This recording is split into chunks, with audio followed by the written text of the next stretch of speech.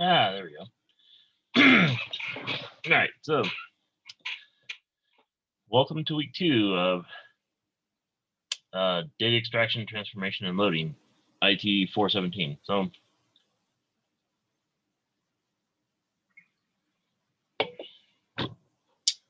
I believe you could probably see this chart here. It shows me I have the ability to annotate, like so. So, all right. So it's, and of course I type it wrong. This is week 2. Second. July 1st. It's actually an important day, but for my purposes at work, but that's a different reason. Okay. Back to annotate mode. There we go. All right. So we'll continue on down the path of what it takes for database extraction. And like I said, this is going to be covering things. You sent me lots of questions this week about the individual project. I sent you back an example, some of the creative writing portion of it. I gave you some ideas on what it should be for the topic, how to make that work. You don't have to overthink the creative portion. It was there to give you a chance to make it original and to feel like it's your own thing. But like I said, it's pretty common actually for as you get into writing assignments for especially business process stuff, that you need to have an understanding of the goals, the mission of the business, what that business is about, how to reflect what it is you need to do, that kind of stuff. So, but anyways, all right. So this week 2 is gonna be all about the data extraction processes, connecting to data sources, how to extract the data, how to collect the data from it, how to move it from one place to another. And that's the primary topic of the reading assignments and the used information. So far, you're doing pretty good. The individual project was due last night. I haven't looked at yet. I will worry about that this weekend. Yeah, and we'll go from there. Next week will be chapters 2, 6, and 20s. Is your primary discussion board to be based upon, and your individual project will include comments that I give you back over the weekend. So, and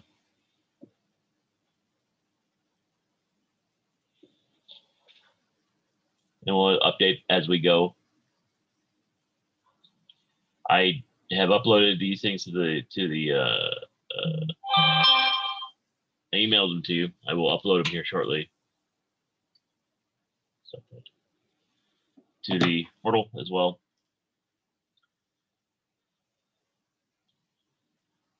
So in here, in week 2's assignment, I added some additional context.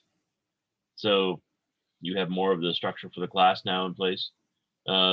Week 1's assignment, obviously you've done that, but that was about the ETL life cycle used by organizations.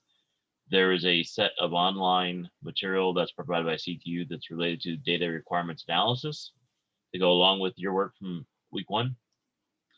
For week 2, the questions of, you have to pick 2 of these 3 sets of questions. So what types of client-side scripting language helps to parse data, the future of client-side scripted in web development? What types of server-side scripting languages are available to do data parsing and working with data? And is one scripting language typically better than others? And if so, why is that better? You'll learn a lot about that during your reading assignments about various scripting languages and their benefits, their interactivity, some of the parsing information, the speed of execution, bits and pieces of that kind of stuff. Readability, using standard systems that can parse XML versus JSON versus like older systems, which are binary client server database management systems and how they work. And then the third question is, how can a server and client scripting language be combined to provide the best possible experience when extracting data? Make sure you include APA references with this work. By now, as a 400 level class as well as getting close to graduation, you should have a very familiar understanding of how to do APA references in that work. Additionally, there's going to be a MU set of classes here. Talks about the data extraction process, the data extraction lifecycle, why there's 34 different subsystems that belong to the data extraction lifecycle, and why it's so important to get it right, and why it's so extensive. As part of all that. All right, then looking forward into the future, week 3's discussion topic will be about the pros and cons of distributed database management systems, or DDBMSs, right? These are usually the large scale, highly evolved, highly advanced databases that manage large scale systems such as procurement or business banking transactions. So yeah, so this is going to be so in the reading area, the reading material, this is going to be related to chapters 4, 7, and 21 that you'll be getting into the DDBMS type activities. Then moving forward, there's the data transformation process, which is also related to week 3. There is the online material that you're expected to also understand as part of all that. And you can also use as part of your work towards helping your individual projects as well. Week 4 will be about the key assignment outlines, key assignment draft, and the transformation process or transformation phase within the ETL. Additionally, there's also data loading processes, which are the related material for the reading and from the online views website from CTU. Then the last discussion board work will be based on answering these 3 questions of areas of loading the phase of ETL that potentially affect the data warehouse, both positively and negatively. There are a number of aspects that have impacts in such a way, like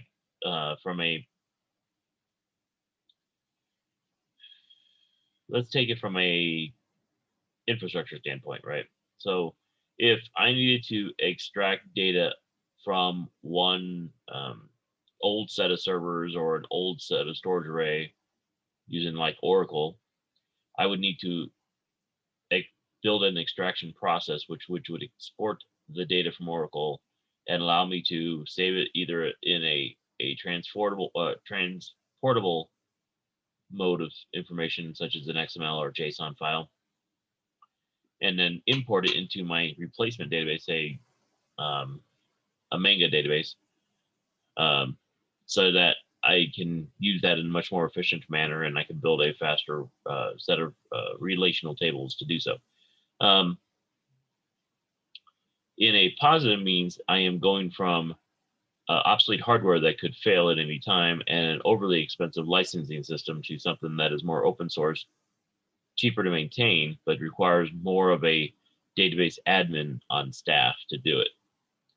So does the Oracle license, for instance, because Oracle has a habit of charging you by per CPU that the database can be processed on. So if you put Oracle onto like a database into like a virtual VMware cluster or into a blade server for a blade chassis, right? And all those blades are allowed to access or to theoretically run the Oracle instance within that. So you, instead of having a single rack mounted server of say 20 cores, you have a blade server chassis with 8 blade servers in there, each with say 20 cores. Well, in Oracle's viewpoint, they look at 20 cores as one license and the other is 160 as a different license, and they will charge you at the 160 because it theoretically could run anywhere within the chassis, even whether or not you set up affinity rules within the chassis to prevent that, right, from the software from running in that area. That their licensing doesn't allow or doesn't authorize the use of affinity rules for in that case. So there's been lots of cases where Oracle has sued many companies for use of their product for licensing fees for because of the virtualization and the cloud infrastructures that we've been moving to in the last 10 years. So from a licensing standpoint, the positive is that you move data from an old system and an expensive system to a cheaper, more maintainable, and up-to-date system. From a negative perspective, it's like, well, the performance of Oracle is one thing. Learning curve for the new system is a negative. The labor to maintain somebody who specializes in the newer systems or would be trained to better understand that system as opposed to something that is set up and running with standard database administrator capability to support. You may need to have somebody who is much more specialized as a data architect to manage it. So that can be negative from a labor perspective, but it is positive from an infrastructure perspective. So now the transformation process is like, well, maybe as part of this, you decided you need to reorganize all of your original relational databases from one table set to another table set. You had to do some normalization. You need to fill in gaps of data. It's always good to fill in all cells no matter what, even if you put in something you know that is a blank or not a blank, but a zero-like value. And you put in notes into the system saying these reflect unknown data or data you didn't have when you did the transformation. So that, and then over time, then in your normalization process, you can figure out a way to better answer those blank questions as a secondary pass for normalization. So anyways, I'm going down a rabbit hole now. Additionally, how important it is to have temporary tables to load your data before you push in production, because you want to ensure that basically you want to ensure your data transformation process works and is doing its job.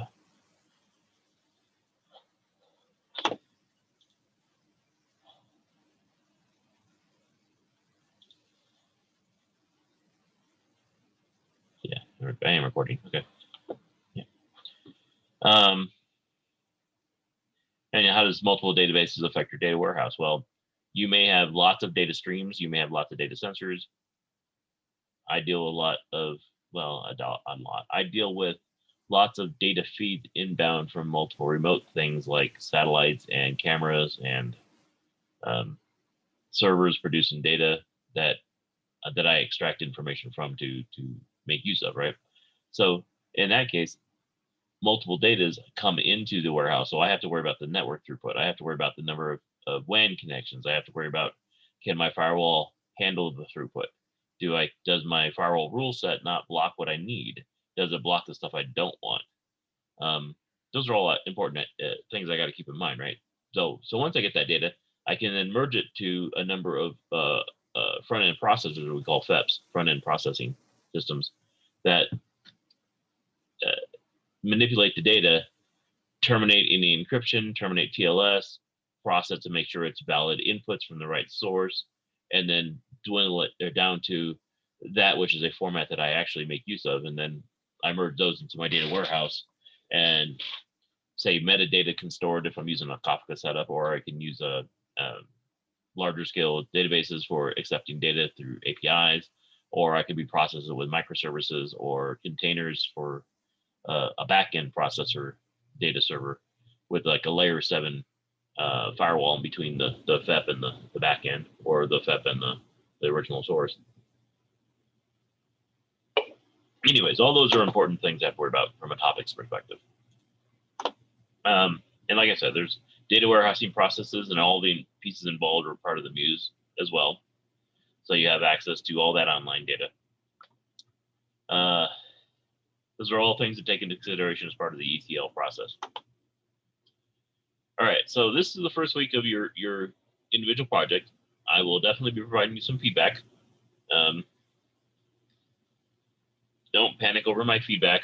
The biggest thing is make sure you incorporate what I ask you to incorporate, and I will quite literally use the track changes in Word with which to, and then augment the file as part of my feedback. So adding in comments, maybe adding in some direct red lines, whichever it is, depending on how you do. I will provide that back to you in the next couple of days. Then you can incorporate those changes for the next revision. But if you haven't done it already, I would highly recommend you go find that, download the CTU's APA professional template. It's somewhere buried inside of the library. I don't know. I probably should have went and found it where it was at, but it's in there. That would help save you greatly on the formatting for the APA delivery of your individual project by starting off with this to begin with. And I will negatively impact the score if you didn't. So, or if you don't use it. So if you haven't, you'll definitely want to make that change for your second release. So, yeah, make sure you have a table of contents that's auto-generated. If you don't know how to do that, it's very easy to figure out in Word. You can either Google table of contents, or if necessary, before the more recent versions of Word, I used to give students, here's how to do it manually, and what they need to do to build both a table of contents, a table of tables, and a table of figures. So they would have three different, basically, tables of contents based on context within their document that they would be able to update, so they can get it. Nowadays, people don't generally do the table of tables and the table of figures very often, unless your document is about 100 pages long, or it's got a dozen tables, or a dozen or so figures in it or more. From my own professional career so far, I've written and published within the military world, so you can't actually find these if you tried looking for them. Probably over 100 books at this point. A couple of them exceeded 1,000 pages.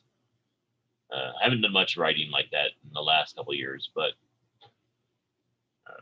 yeah, I mean, having the ability to know how to make tables of tables and tables of figures is actually kind of useful in large scale projects like that, because quite literally, or in the case of mine, I'm going to be writing my dissertation. We're going to restart working on my dissertation here very soon. That becomes kind of essential long term, because I'm going to be building a 100 to 200 page project that'll be highly peer reviewed, and we'll have to have lots of sections and break down to ensure that it meets certain criteria.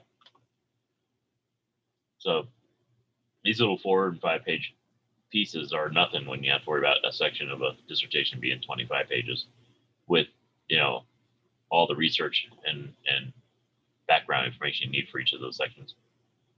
I can imagine my dissertation being about 200 to 300 pages in the end. Anyways, so yeah, each week we'll be adding these 4 different sections, these topics: the ETL requirements, the data extraction process, data transformation, data loading, future warehousing scenarios.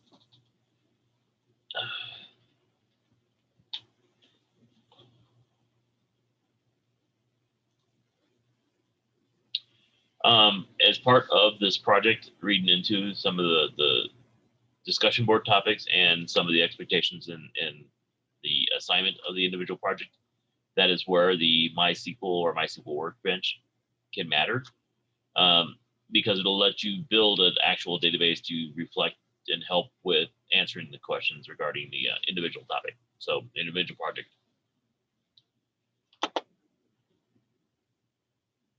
You can also get the Pentolo Business Analytics, which will help provide you a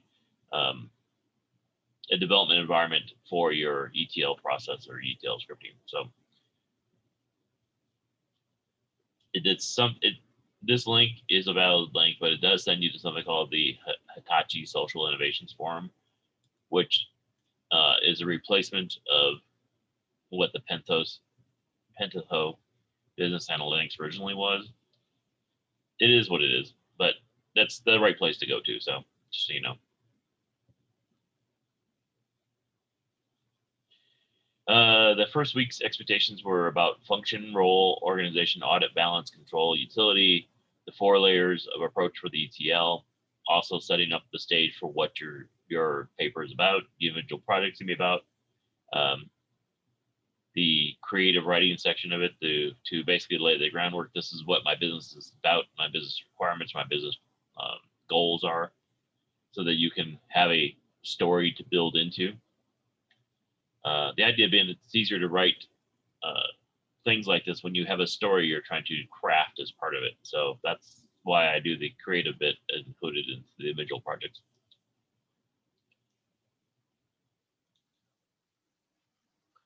All right. This week's additions to it will be different formats, tables, 4 different formats, 10 records each, extensible write-up languages, create a following table in there. This year spells out a specific example of what they want the table to look like. In the individual project, I gave you a different set of the stuff that would be this criteria. If you do that, go ahead and just do the other. It would be easier if you wanted to follow what I gave you from a, this is what to do the project, do that, that's fine. We'll adjust this. I'm not going to be hard up on the semantics of this particular thing, but this was to give you an idea of how they thought you should approach it. I did it with the an IP address management on IPAM, IP Internet Protocol Address Management Tool viewpoint and data infrastructure viewpoint, because, well, honestly, that's what I look at all the time. So it's easy for me to know. It's easier for me to know where you're going with that, and if I need to offer some suggestions. But in this case, if it's just going to be doing a straight like telephone lookup, idea, then that's also simple too. So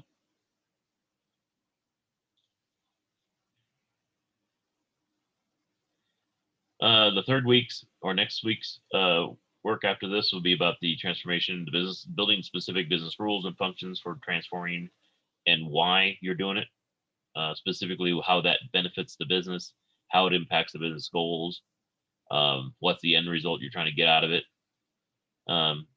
Basically, you're trying to say, all right, well, if I do this and I proceed to process these kind of things I want to do, this is my expected end result as a result of that, right? And then, the bits and pieces on how to build it.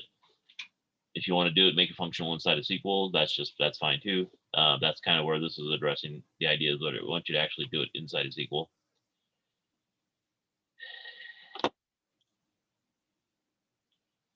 Then we'll get into the process loading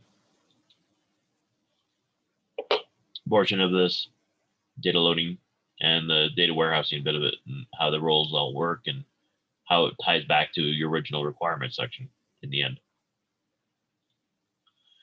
All right, so in this context, all right, data cleansing, right? It's an important piece of the ETL process because in this context, we are looking to build a method by which we can identify and remove bad data, or what they call dirty data, right?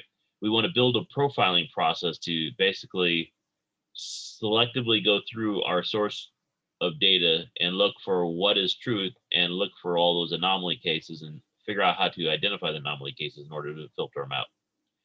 We look for, if you look through raw data, say you have multiple tables you're merging from different databases, right? Well, since there was no method by which to, say those databases had no method by which to ensure that bad data wasn't entered in the first place. Now when you're merging this and you're doing this filter and transformation process, this is when you look for things like the bad data. Is it spelling mistakes? Did somebody use somebody multi-capitalize the same letter in the name? Did somebody call Google Inc., Google Corporation, Google Inc. Corporation as 3 different names when it's really one company? It's called Google. Those kinds of things, right? You look for those, and it's a way of normalizing the data through filtering rules or through manually changing those rules within the database or changing the database source material or a copy of the source material. Let's not do it directly into the original source material because you don't want to damage it by accident. But if you make a copy of their source material, then you make modifications to the data so that it filters through in your test runs to get from point A to point B to point C. And you can figure out how to work through the issues of the filtering to get the start result to look like the end result you want. You can easily and rapidly figure out how to make that migration, right? So in there, you're looking for how to enforce or the invalid data because of lack of enforcement of previous integrity constraints and rules, looking how to apply those constraints, fixing and normalizing the data so it's smaller sets of errors, more consistent data across the board, that's a great time to go through and actually clean up your databases for consistency. Sometimes even part of the ETL process will take the temporary version of the data from the source, we'll add in the extra fields we want and try to adjust manually that source data with that bits and pieces of updated data, so that then when we build the ETL process, you'll actually have a cleaner source destination transformation done, so your end product is better, and then at that point we can make manual adjustments to the end product to do final cleanup as part of the merging with the rest of the data. So, or going from a temporary to a temporary to a temporary and then to a final by a multi-stage process of um, uh, data cleanup, data cleansing. So, I mean, that's all part of what you can do as part of this bit and piece. Data profiling is trying to figure out how to build rules and analyze data for the purposes of make sure that the sources are valid. What are the states of the sources? Where did it come from? Fix all the problems with it. Figure out where it's inaccurate or incomplete. Sometimes we have to, I mean, say facial profiling as an example, right? We have lots of cameras all over smart cities now, we call them. Lots of cameras on the street corners, on roadways. Cameras are used to check speed of traffic. We have smartphones everyone is carrying. It is not unknown for people to tap into the camera capabilities of smartphones or in order to look at or acquire information about facial recognition. Or we even have our own smartphones use facial recognition as a process of unlocking and the system, right, or decrypting it so that you can access your smartphone. But my point is that in those cases, you're taking data, you're comparing data that is known, and you're using it to compare it to try to create what you think is either the right result, or comparing it against the check to see if it is the valid result. Or in the cases of profiling, you're looking for common matches of facial recognition. So data profiling is the same kind of thing. So in that context, you're looking for trends and commonality between your data sets as part of this. So you're looking for problems, you're looking for it's incomplete, you're looking for issues. In effect, you build software that can manage these rules, can run tests against those rules, can find, not to pick on facial recognition too much because it's not the greatest technology in the world, but they have difficulties with handling deafness of eyes or deepness of eyes, and with various darker colors of skin. So it's harder to pick people out in that manner. Sorry, apparently my phone decided to blow up this morning.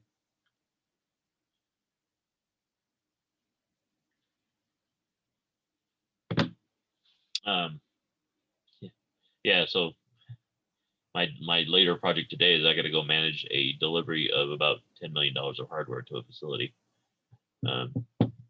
Basically data center racks. So we're installing a data center soon. So I got to be there to make sure everyone boxes up the stuff correctly and protects all the hardware correctly and puts it on the truck and tell them where to take it and how to get it into the facility. So for, data processing.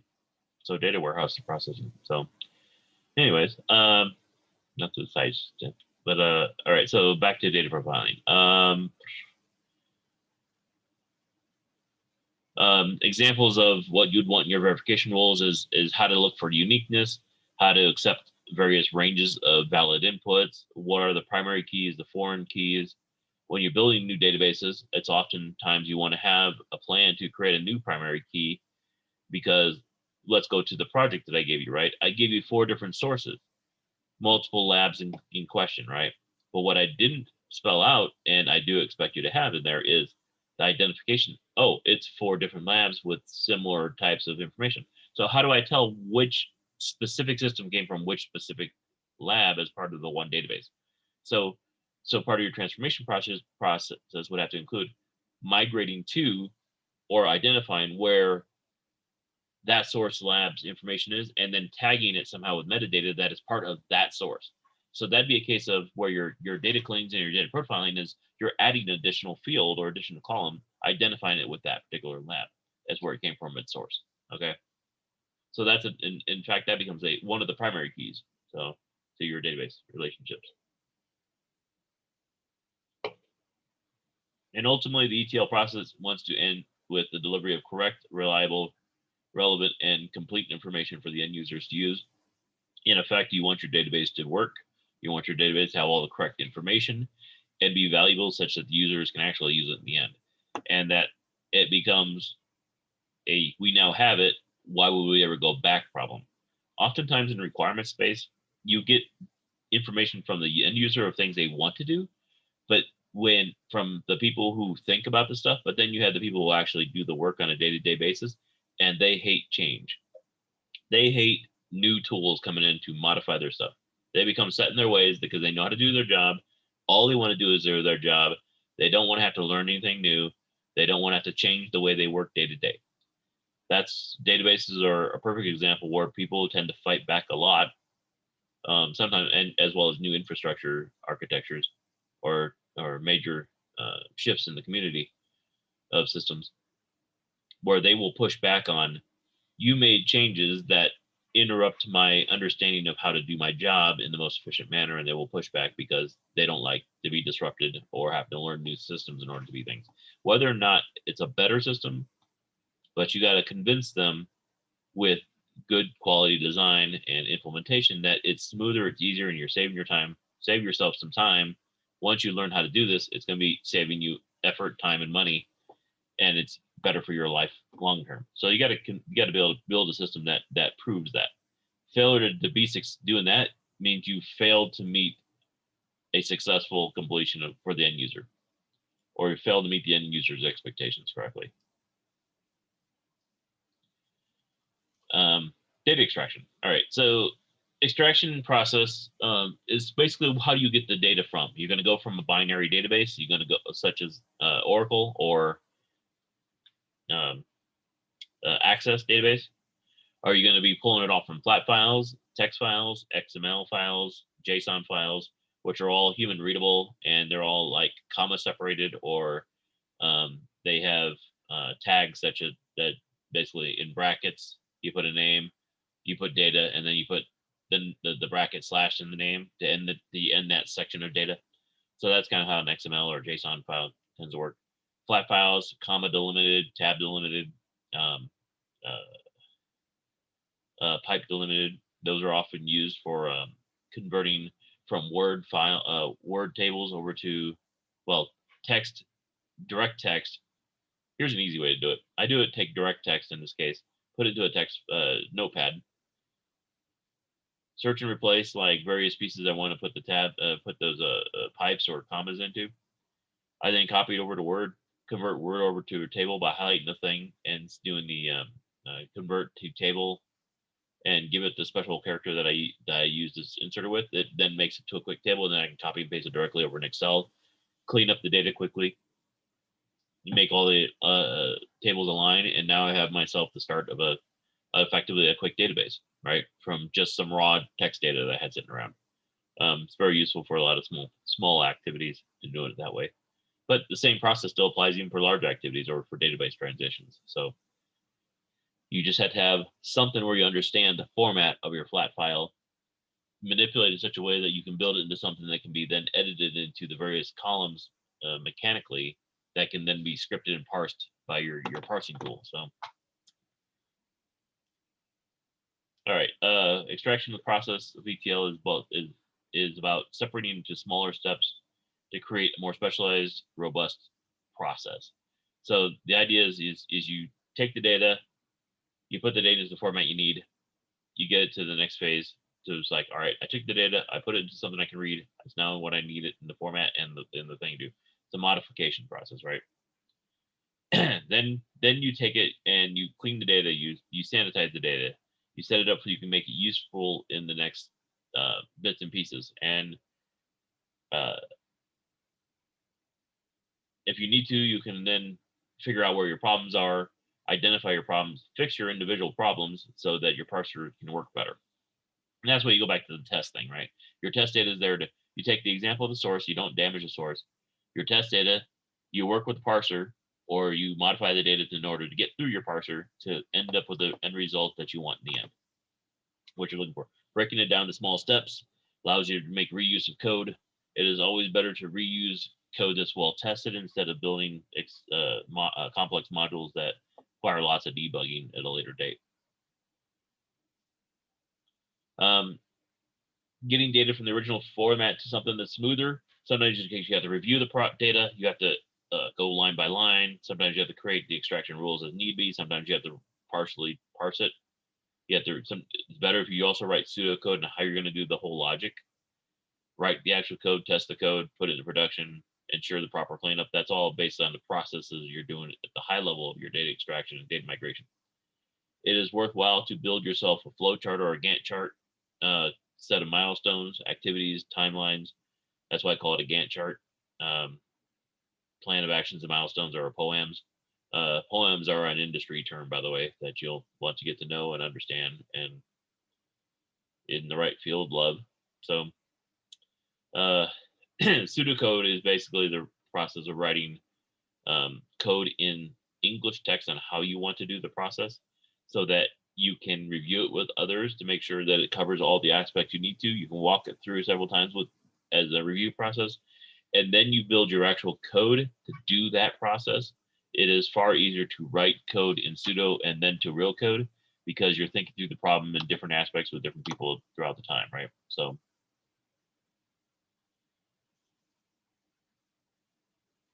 once you have the actual code written, then you can compare it against your plan. You can have somebody else also help confirm that it looks like what it's supposed to do, and then you test it with the test data, and your QA can then confirm that it did exactly what you expected it to do, and there was no anomalies that were created because of your code. Then you execute the process. It's always good to do backups of your system before you try to make major changes to operating systems or operational systems. Never do the rm-rf on root add server. There's a with sudo as the root on a server. So then we have change data capture characteristics, right? This is an important step in the extraction process, in that you want to figure out how things should be changed. So does data extraction need to become, these are kind of characteristics or questions you want to answer as you go. Data extraction, is it trigger based? Is it time based, stamp based?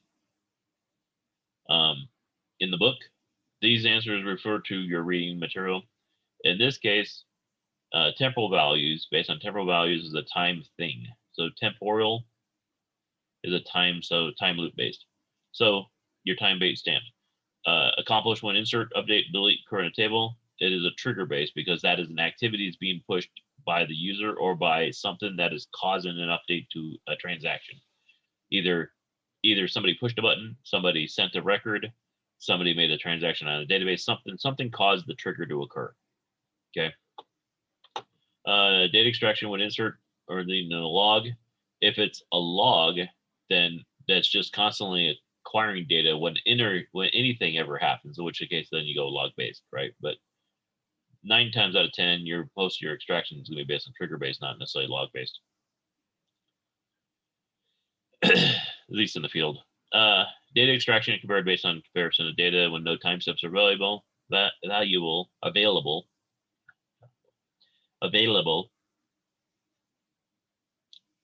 So at that point, you just do snapshots of where you are in points in time, and you tag them as such with your own time manually, so that if you have to, you can go back to do comparisons of what went wrong during your process. Only log-based change data capture is considered non-intrusive, because it just happens as part of processing. As you do each step, you always want to kick out something to a log to just record where you're at in the process and what did it do, what did you run, and you may or may not even record the results of it necessarily. You probably should, because then you can actually go back and debug what went wrong.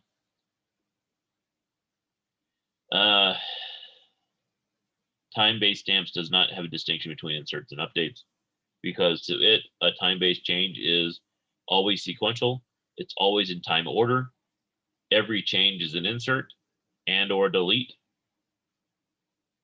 In fact, an update to it is both an insert and a delete, and it does them together at the same timestamp. Typically, you want to do that process actually delete first, insert next, because then it's cleaner database cleanup in the event in some database transactions do fail sometimes in the middle of that. The only CDC alternative to which deletes are not identified is time-based.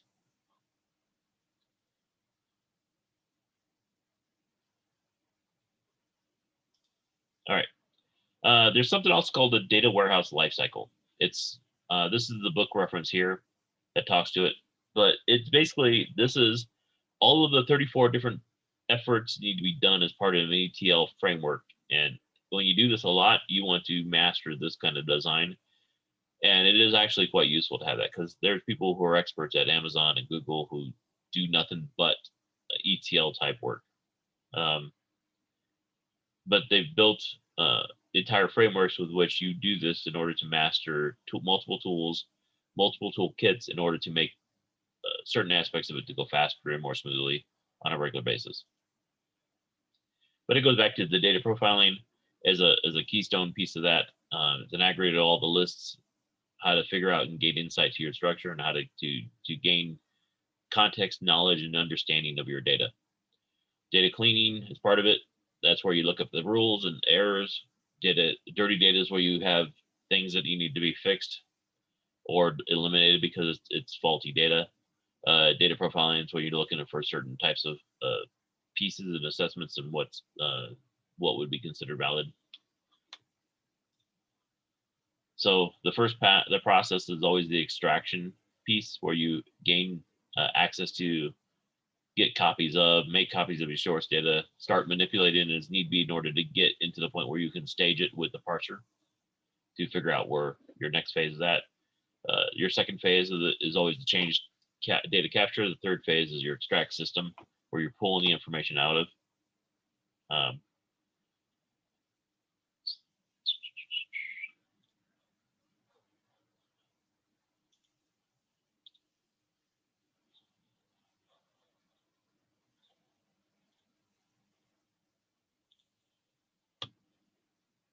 All right, let's see if this worked. I moved over to the website. All right, so it looks like I can draw on the screen. So that means you're actually able to see this. So with that in mind, I'm going to attempt to try to play a video interactively here to talk to this bit.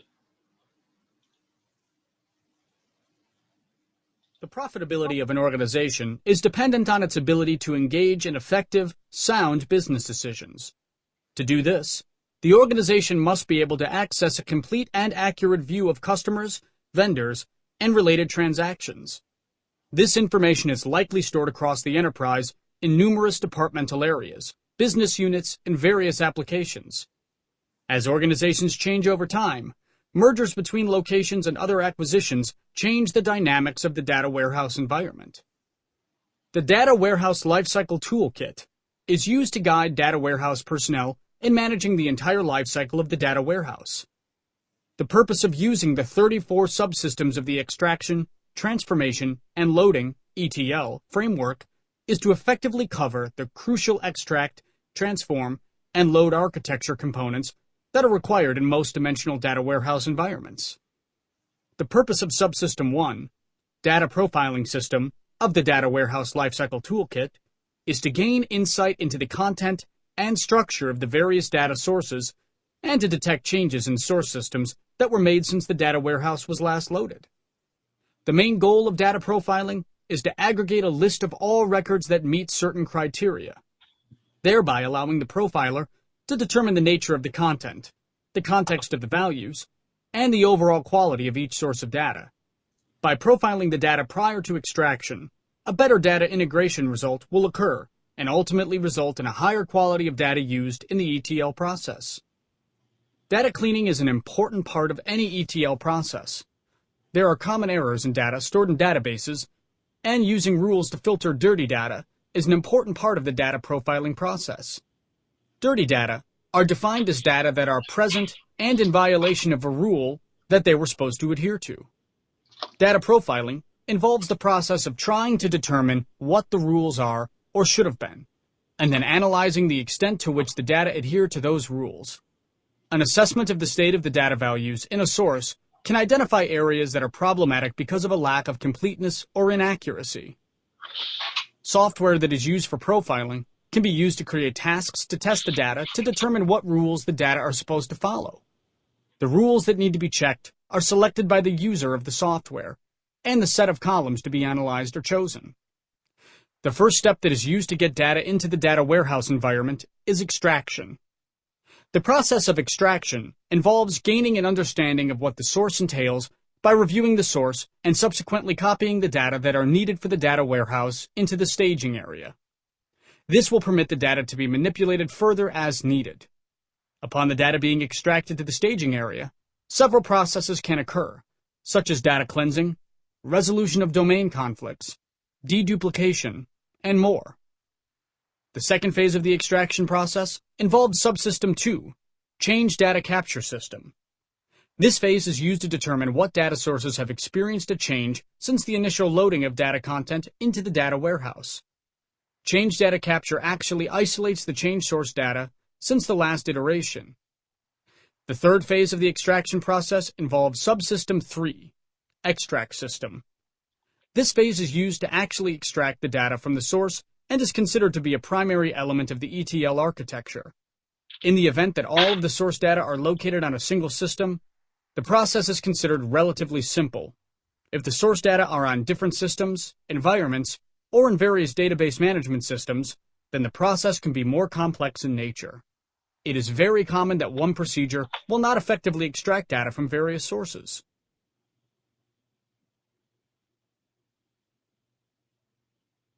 All right. Well, I hope that helped. The profitability of an organization is dependent on its All right. I hope that helped with your course this week. Good luck on the project, and I will respond to the emails you give me. And yeah, thanks for everything, and good luck.